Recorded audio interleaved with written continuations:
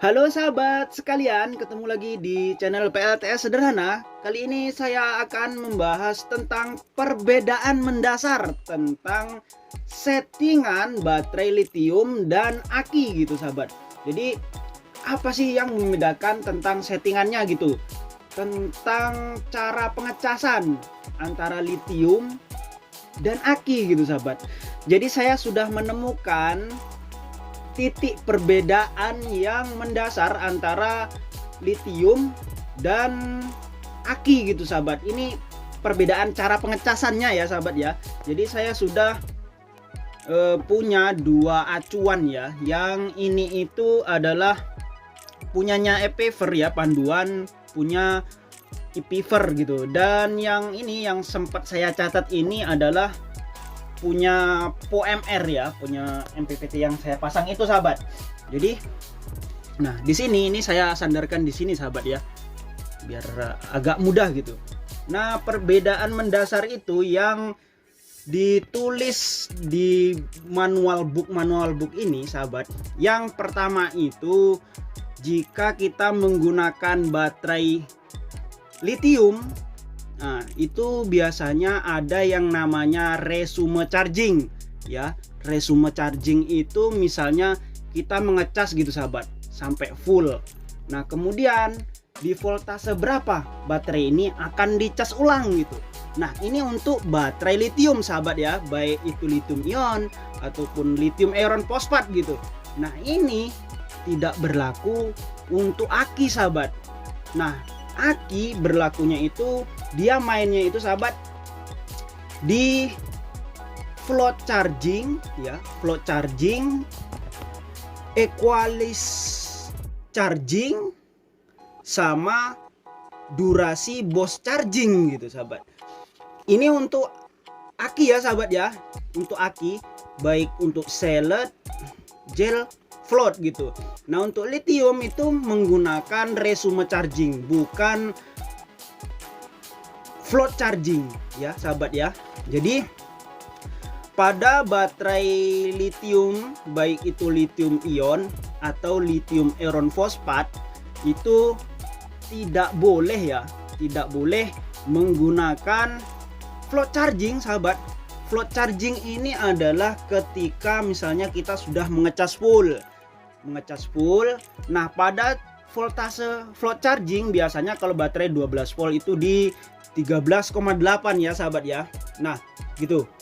Nah untuk lithium itu tidak ada gitu sahabat, tidak ada tahap ini. Pada tahap float charging ini sahabat, arus akan mengalir terus untuk mempertahankan aki pada voltase 13,8 gitu sahabat. Jadi dia nggak naik nggak turun gitu sahabat. Misalnya ada beban ya dia ditahan di 13,8 terus gitu. Kalau misalnya bebannya tinggi akan disuplai dengan arus tinggi.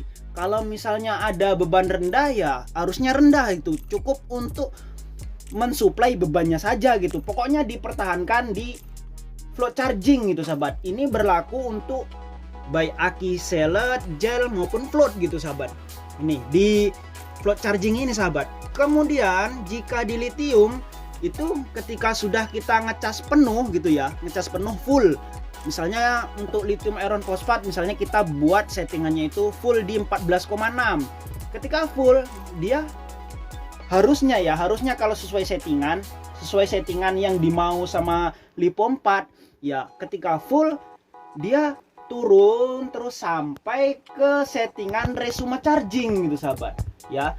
Resume charging itu misalnya di setting di 13,8 gitu ataupun 13,7 gitu kan, itu kan pilihan sahabat. Jadi misalnya sahabat tuh pengennya lithium kita itu mengecas ulang pada voltase berapa gitu. Nah sahabat terserah sih milihnya di voltase berapa. Kalau saya itu saya buat di 13,8 sahabat. Atau kalau yang di Epever itu ya, di sini dibuat burst charging ya, burst reconnect charging voltage. Di sini dibuat 13,2 sahabat. Kalau saya itu saya buat di 13,8 gitu. Kenapa saya buat di 13,8? ketika misalnya kita menggunakan beban siang nih ya, ketika kita menggunakan beban siang, maka voltase kan turun sahabat. Nah ketika sampai 13,8 dia akan mengecas ulang. Nah kalau di setting di 13,2 seperti acuan dari manual book EPFer, nah itu kan banyak yang terkuras sahabat, akan terkuras terus sampai 13,2. Sementara energi ataupun daya yang disimpan sampai ke voltase 13,2 ini lumayan banyak sahabat. Efeknya ketika kita menggunakannya itu misalnya jam 3 gitu ya, kemudian dikuras, nah sampai pada voltase 13,2 itu sudah jam 4 misalnya ya. Nah matahari sudah rendah sahabat, kemungkinan untuk mengecas ulang sampai penuh itu nggak bisa gitu ya. Jadi kalau saya ya, ini kalau saya itu saya atur di 13,8, jadi belum sempat turun habis gitu, banyak yang terkuras, udah ngecas lagi sahabat gitu. Nah ini untuk settingan lithium ya, dia menggunakan resume charging, baik itu lithium ion ataupun lithium iron fosfat gitu sahabat. Nah perbedaannya lagi ya sahabat antara lithium dan aki itu sahabat terletak di ini sahabat, ekualisasi ya. Tegangan ekualisasi itu ada di sini, equalizer charging voltage ya, ada di sini juga sahabat. Ini sudah saya catat ya, di POMR tuh nomor 3 sahabat. Nah ini berlaku untuk aki ya sahabat ya. Nah baik aki seled ataupun aki float, bukan untuk aki gel. Aki gel tidak membutuhkan ekualisasi juga sahabat. Ini saya ngomong gini bukan karena karangan saya ya sahabat, ini sesuai data yang tertulis di 2 MPPT ini sahabat ya, karena ini acuan saya gitu sahabat. Nah untuk lithium itu tidak menggunakan ekualisasi ataupun equalizer charging voltage sahabat. Kalau misalnya sahabat menggunakan MPPT EPFer ya ataupun MPPT lain, kemudian digunakan untuk mengecas baterai lithium gitu, misalnya sahabat menggunakan MT50 gitu kan, yang user itu kan ada sahabat settingan equalize charging voltage, walaupun kita menggunakan LiPo 4 gitu ya sahabat ya, itu sahabat bisa mengosongkan saja ini sahabat, jadi dinolkan ininya, equalizer duration ini dinolkan saja sahabat ya, dinolkan seperti aturan untuk aki gel gitu sahabat, dikosongkan saja. Atau kalau misalnya di MPPT POMR ya, itu sudah dikunci ya, misalnya kita menggunakan user 2 untuk LiPo 4 gitu, itu sudah dikunci. Untuk lithium itu nggak bisa lagi diatur sahabat, memang sudah dibuang gitu, ibaratnya nggak ada settingan untuk lithium menggunakan equalize gitu sahabat. Kemudian ada yang namanya Bose duration. Apa itu Bose duration? Jadi tegangan Bose duration itu kalau misalnya kita samakan itu sama dengan constant charging ataupun tegangan untuk ngecas baterai kita ataupun aki kita gitu sahabat. Jadi aki kita itu dicas dengan tegangan berapa sih gitu. Nah itu yang disebut tegangan konstan ataupun Bose charging lah bahasanya sahabat. Nah untuk baterai lithium itu nggak ada durasinya, maksudnya gini, kita mengecas menggunakan tegangan 14,6 misal untuk LiPo 4 nih ya sahabat ya. Ketika sudah sampai pada batas 14,6 dia langsung cut off, tek gitu, cut off gitu sahabat ya. Nah ketika sudah sampai tegangan konstan ini untuk lithium ya, dia langsung cut off, tek gitu, nggak ada ngecas lagi, langsung diputus dan akan masuk ke mode nggak ngecas sampai ke mode resume charging gitu sahabat, ke Bose Reconnect. Nah Bose duration ini ataupun Bose duration ini ya sahabat, ini berfungsi untuk aki sahabat, bukan untuk lithium ya. Bose duration bukan bosnya ya sahabat, bukan ibaratnya bukan tegangan konstannya ya. Jadi ketika sudah penuh, ini untuk aki ya, misalnya aki kita sudah penuh itu biasanya kalau di EPFer dia akan mengecas terus pada tegangan itu gitu sahabat ya. Boost duration ini ya akan mengecas terus pada tegangan itu gitu. Nah sampai biasanya 120 menit ya, ini defaultnya itu 120 menit gitu. Untuk EPFer bisa disetting dari 10 minimal sampai 180 menit maksimal sahabat. Jadi gitu sahabat. Ini untuk aki ya sahabat ya, bisa disetting. Baik itu pun aki sealer, gel, float itu bisa disetting di MPPT EPFer. Jadi untuk di POMR itu misalnya kita menggunakan lithium itu sudah dikunci sahabat ya, dikunci gitu sahabat. Dan untuk yang aki ya bisa dirubah gitu sahabat. Itu perbedaan mendasar ya antara pengecasan aki dan lithium gitu sahabat. Itu biasanya batas atasnya itu begitu ya. Jadi ada tahap-tahapnya gitu. Misalnya kalau ya baterai lithium 4 itu nyetingnya ya cuman cukup kapan penuh, kemudian cut off, kemudian resume charging. Nah itu aja, cukup dua itu saja. Itu yang saya tahu di MPPT POMR ya sahabat. Cuman kalau yang di EPFer itu cukup kompleks karena dia ada tulisan over voltage disconnect. Itu over voltage disconnect ini sahabat, misalnya menjaga ya, misalnya baterai lithium itu BMS-nya protect gitu sahabat. Kemudian voltase dari panel surya itu melonjak tinggi ya, masuk ke baterai. Nah dia akan diputus dari panel surya itu pada tegangan over voltage disconnect. Nah untuk POMR itu pas 1 voltase di atas tegangan konstan ini sahabat. Misalnya tegangan konstannya ini kita atur 14,6. Nah dia akan mengecas sampai naik 14,7 langsung diputus gitu sahabat. Berarti kalau dibuat di sini berarti over voltage disconnect-nya itu 1 volt di atas tegangan konstan. Ini untuk baterai, ini untuk MPPT POMR sahabat. Kemudian kalau di EPFer itu ada yang namanya charging limit voltage ya, charging limit voltage. Nah ini ya mungkin sama, hampir sama, mirip gitulah sahabat ya. Kalau di POMR itu kayaknya nggak ada yang over voltage, nggak ada yang charging limit. Pokoknya asal lewat voltase pengecasan itu ya cut off. Beda yang di sini ya sahabat ya gitu. Kemudian ada over voltage reconnect. Ini juga nggak ada di POMR sahabat. Jadi ya pokoknya ya asal udah penuh ya, karena pokoknya kalau udah penuh ya udah penuh gitu, putus gitu sahabat. Beda sama dengan MPPT EPFer, itu lumayan kompleks pengaturannya sahabat.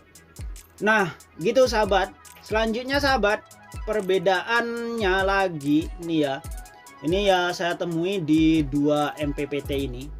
Ini perbedaan yang mendasar lagi. Biasanya ketika kita menyeting baterai, untuk baterai lithium itu disediakan AH-nya sahabat, ampere hours-nya gitu. Itu kalau di sini ya sahabat, di POMR sama juga di EPFer itu dikasih pengaturan berapa ampere, berapa AH baterai kita gitu sahabat. Tapi untuk jenis aki, baik pun itu aki gel, aki float, aki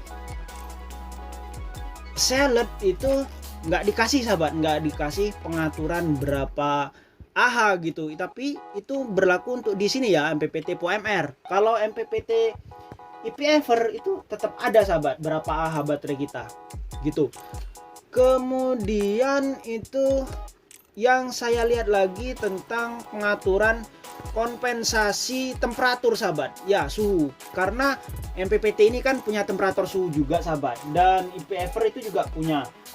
Nah kalau di sini itu ketika kita menggunakan baterai lithium itu suhunya itu nggak bisa dirubah, artian gini sahabat, nggak bisa dirubah disesuaikan dengan kondisi sekitar gitu. Itu untuk di MPPT OMR ya. Kalau di EPFer gitu, kalau di EPFer itu modelnya ketika kita menggunakan user ataupun lithium, itu yang diukur itu bukan temperatur ini sahabat, bukan temperatur baterainya gitu. Dia nggak support temperatur baterai gitu. Dan untuk aki dia support sahabat untuk temperatur baterainya gitu sahabat. Gitu. Kurang lebihnya gitu sahabat ya. Dan mana lagi sahabat yang belum saya bahas? Kalau untuk undervoltage ini sama dengan apa namanya, voltase apa ya, bawah gitu ya sahabat, hitungan untuk settingan untuk load lah ini sahabat ya, seperti low voltage reconnect, kemudian water voltage reconnect, nih discharging limit, ini masalah beban ya sahabat ya. Memang kalau untuk EPFer itu lebih kompleks untuk mengatur bebannya, itu kapan putus kapan connect, itu 1 2 3 4 5 sahabat, 5 settingan. Untuk POMR itu hanya 2 settingan, kapan putus kapan nyambung gitu ya, putus nyambung. Itu ya sahabat ya, kurang lebihnya gitu sahabat. Dan untuk settingan user ya, ini kan MPPT POMR ini ada juga usernya sahabat, kemudian EPFer juga ada usernya ya. Nah itu usernya itu ya pandai-pandai sahabat lah ngaturan. Cuman kalau di POMR itu walaupun kita menggunakan user itu ada 2 pilihan, user untuk aki apa user untuk lithium. Tapi kalau di EPFer kalau sudah user ya terserah mau user apa, mau ngecas apa ya bodo amat gitu ya. Mau ngecas aki, ngecas lithium, usernya cuma satu, terserah mau atur gimana terserah, itu pilihanmu, mau kasih floating, mau kasih apa terserah pokoknya. Tapi kalau untuk POMR tuh beda sahabat, dia ada 2 user, yang satunya user untuk aki, yang satunya user untuk lithium ya. Jadi sudah dikasih batasan gitu, lithium tuh nggak boleh ini, nggak usah dipakai, aki tuh nggak boleh pakai ini, nggak usah dipakai. Itu kalau dari aturan POMR. Tapi kalau EPFer terserah, bebas gitu, mau diatur gimana bodo amat, mau meledak yang meledak situ terserah gitu, user dari EPFer gitu ya sahabat ya. Tuh sahabat ya. Tapi ini acuannya hanya 2 MPPT ini ya sahabat ya. Saya nggak tahu kalau menggunakan MPPT lain. Tentunya kalau misalnya ada MPPT yang lebih bagus, ada MPPT yang settingannya lebih lengkap, ya mungkin ada tahap-tahap yang berbeda gitu ya tentunya. Sedangkan 2 MPPT saja sudah banyak perbedaan gitu sahabat ya, walaupun memiliki tujuan yang mirip gitu, tergantung kita yang mengolah datanya gitu sahabat ya. Nah gitu sahabat, saya rasa cukup sekian sharing tentang perbedaan cara pengecasan lithium dan aki gitu dari manual book ataupun petunjuk kedua MPPT saya ya, EPFer dan POMR gitu sahabat. Jadi itu 2 perbedaan yang mendasar. Yang pertama resume charging, yang kedua constant charging, float charging. Nah, kemudian ada durasi ekualisasi, dan yang selanjutnya floating gitu sahabat. Ya itu sahabat, antara itu sahabat yang biasanya berbeda antara pengecasan aki dan baterai lithium. Jadi sebenarnya sahabat itu hanya mode saja lah sahabat, ibaratnya mode terbaik cara mengecas. Kita bisa kok ngecas pakai step down, kita bisa ngecas pakai adaptor gitu ya. Cuman kan kita bisa ibaratnya kalau tahu gitu cara ngecasnya gimana ya, ketika sudah penuh ya di stop, ketika sudah berkurang ya dicas. Tapi kan pakai tangan gitu sahabat ya. Cuman ketika kita menggunakan SCC. Nah, lebih enak gitu sahabat. Oke sahabat, semoga bermanfaat. Terima kasih sudah nonton sampai habis. Terima kasih juga sudah mendukung channel saya. Dan jika ada yang perlu ditanyakan, silahkan tanya di kolom komentar ya sahabat ya. Dan bagi sahabat yang kebetulan mampir belum sempat subscribe, silahkan di subscribe sahabat. See you next time and bye.